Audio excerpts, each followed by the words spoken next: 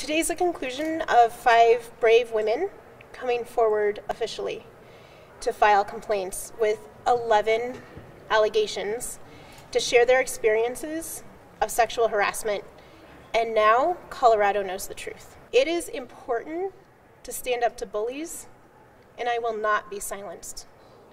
From day one, my goal has been to make sure that this behavior stops and to create a workplace where everyone is welcomed, respected, and all voices are valued.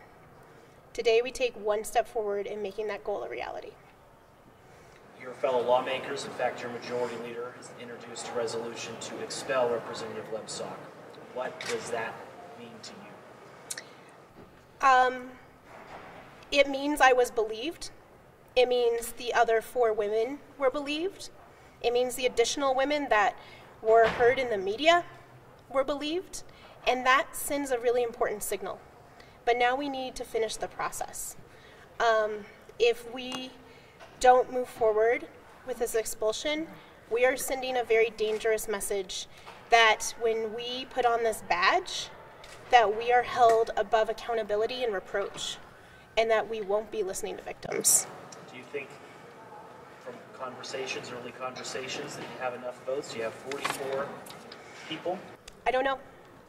I'm not focused on that now. The recommendation was put forward to expel, and we should have that conversation first. The women who came forward deserve our attention on this immediate matter as we consider the next steps. You were saying Colorado knows the truth since this has all come forward, yet the report will only be available to you, the other victims, of Representative Lebsock. Are you willing to share the report to reporters? I don't have the full report yet.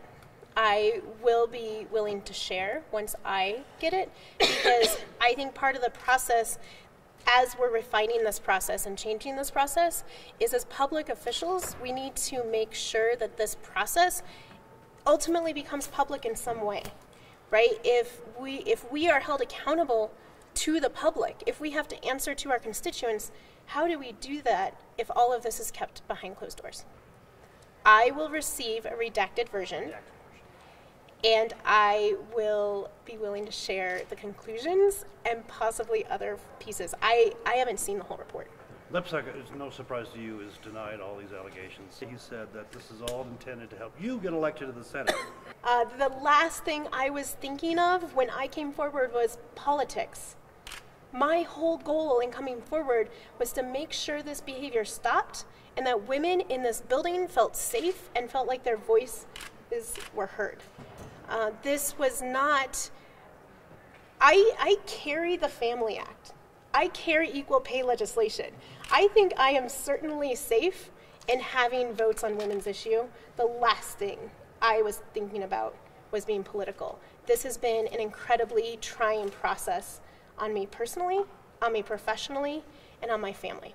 I don't think being called a liar in the media by one of my colleagues is helpful. And I've spent a lot of time that I value to stand up for women, but time I could have been spent fundraising or campaigning, doing this process instead.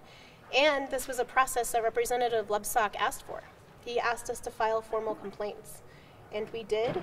We participated fully in the process. I thought the investigator was extremely professional and handled herself well, and I don't believe that the report is biased.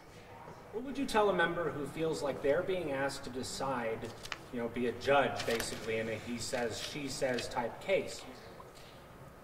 It's not me. There's 5 of us from an independent investigator, first of all.